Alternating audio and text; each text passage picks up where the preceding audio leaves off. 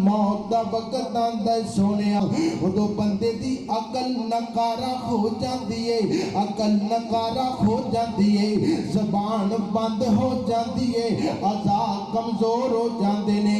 अल्लाह अकबर। अज किसे बंदे नूं चोट लगे ना ते बंदा जल्दी नाल चीख मारदा है सोनिया, लेकिन जदों मौत आंदी है ना रूह निकलदी है तो चीख दियां आवाज़ां भी बंद हो जांदियां ने।